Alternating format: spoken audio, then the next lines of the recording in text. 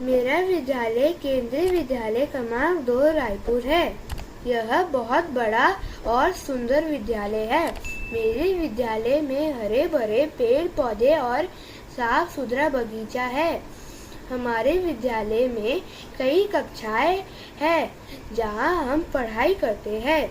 यहाँ के सभी शिक्षक और शिक्षिकाएं हमें प्यार से पढ़ाते हैं।